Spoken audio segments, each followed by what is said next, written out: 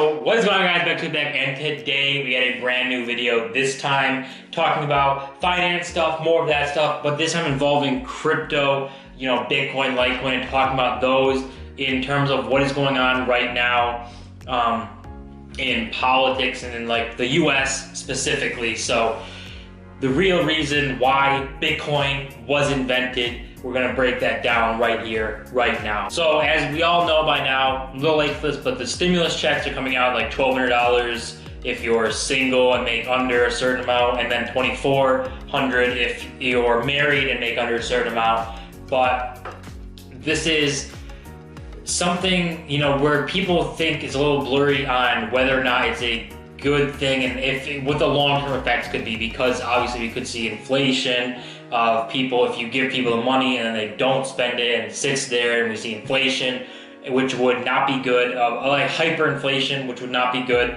would be a pretty bad situation. And this is the biggest reason of why Bitcoin was created and why Bitcoin, in my opinion, has value in a good spot to where, it's something that nobody else can replicate. So as we all know, for the stimulus package, it's like $2 trillion or something is the bill.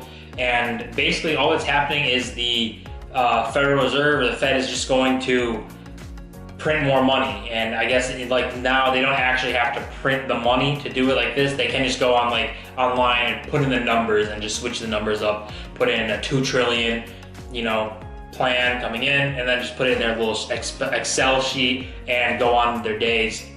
But that is scary, because any government anywhere, and we've seen it all over the place, where our governments print too much money or overinflate their money, and then the people suffer because the money is basically worthless now. So you can't buy anything with it, and whatever it's worth one day, literally the next day it could be worth half of what it was worth. So that's something that affects people, that doesn't affect people in like the US and stuff. But with Bitcoin, it would be impossible for somebody to make more Bitcoin. It's not possible for that to happen. It just, whatever Bitcoin is here is the Bitcoin that is going to be there, and you can't make more, you can't destroy it, you can't do anything except either have it and use it or hold it. You cannot make more, and that's what gives it more value, because what's there is there, and that's it. And another thing is that it's decentralized, so there's no controlling body like the government or bank that controls where the money is going, if you can send money somewhere, if you can use your money somewhere, if you can, get Bitcoin. There's no controlling body of it telling you what you can and can't do with Bitcoin. It's just you send it to someone and they would accept the payment or whatever, and then you get your goods, and that's what would happen. We've seen people, the Silk Road was like a big controversy with Bitcoin. I think they've arrested or charged everybody that was involved with that now officially. About a few months ago they did that. And talking about Bitcoin and getting more to the investment side of things, basically, we can talk about crypto, because crypto is an investment. People can view it as money and stuff, but right now it is an investment that people are considering it. And I would say for Bitcoin and Litecoin, or the big coins that I'm in other coins and stuff, but those are the two big ones.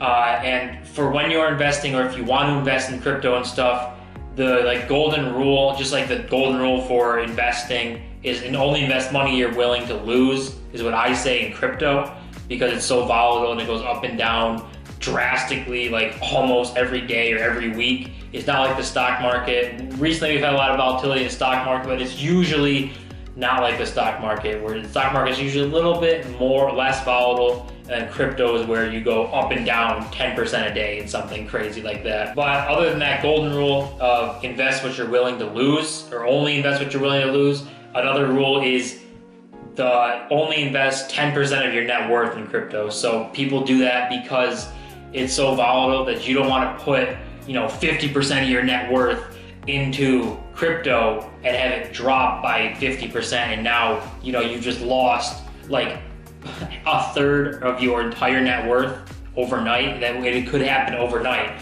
So That's why it's like 10% rule, and then only unless you're willing to lose. So if you put in $1,000 into Bitcoin, just expect it to be gone so that you don't have to worry about it, so that you can let it sit in Bitcoin and you can sell it if the price goes up more, or if you believe in like the Bitcoin process and stuff of the world and seeing it become a world currency, then you let it ride out. But definitely only invest what you can lose, what you're willing to lose, and then only invest up to 10% of your net worth, because you don't want to lose a lot of your net worth. It's just not worth it in a super volatile market. And another thing about Bitcoin, comparing it to like fiat currency, like the US dollar, we know is from the US. The United States makes the US dollar and pretty much controls it.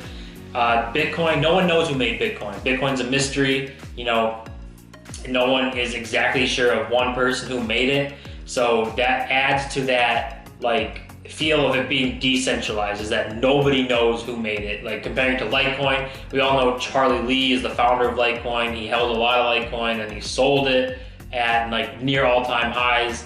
And a lot of people were upset about that. A lot of people didn't like it, but I can see his vision for Litecoin trying to be like Bitcoin, where it's decentralized and there's no controlling figure, because like it or not, if somebody has a majority of the Litecoin, they're going to have special interest in trying to make the price as high as possible instead of making the utilization as best as possible. So, I personally aren't bothered that he got out of Litecoin. I personally think it's all right that he did, and trying to create like a Bitcoin culture where it's completely decentralized. But we do know who founded Litecoin. We don't know who founded Bitcoin at all. So those are the two big crypto players, the two big crypto rules when investing, and the reason why crypto was invented in the first place. And we're seeing it enacted right now because of this stimulus bill, because of this printing money, and a lot of people thinking about hyperinflation because of this bill and seeing where it'll go. I mean, right now, when you think of hyperinflation with the US, is probably not going to happen, because it is one of the world's, I think it is the world's most trusted currency. It's the money that people trade oil in. So every single country is using the dollar because every country uses oil.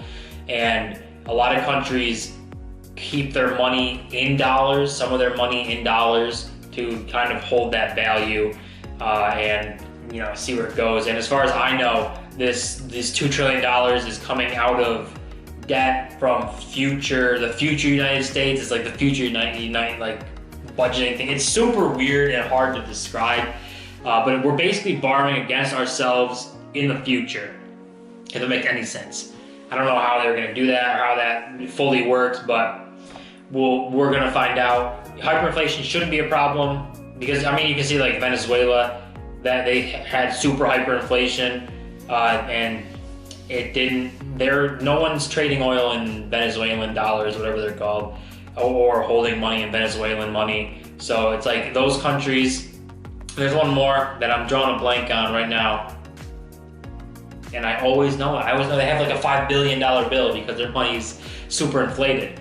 But there's a bunch of countries that have gone bankrupt and have hyperinflation problems where their money was never like a globally trusted money like the US dollar is. So hopefully we don't see any hyperinflation. Hopefully we see Bitcoin and Litecoin prices go up and people start coming to crypto. I do hold crypto, but hopefully we see people coming in there and taking advantage and maybe learning a little bit about crypto. Even if that's the only thing that comes out of this, hopefully people go over and just research a little bit about Bitcoin and Litecoin and just see what it's about and see if they're interested in it. Because the more eyeballs we get on this stuff, the more people know about it, the better the crypto scene will be, the better Bitcoin will be off. I think a lot of people know about Bitcoin. I don't think a lot of people know about Litecoin, which is a little bit of a problem because they're very similar and very closely related, except Litecoin right now is like $38 and Bitcoin is like $6,400. So guys, that's gonna do it for this video. A little bit of why Bitcoin, why crypto was invented, the stimulus bill and types of stuff, and then what's going on with this economy, a little bit talk here. So a little bit of investment stuff, more finance things. having fun making these videos and coming back. I mean, I made these videos a long time ago, and just making them again is a lot of fun. It's a little refreshing for the content. So guys, don't forget to comment, rate, subscribe. I'll see you guys in my next video.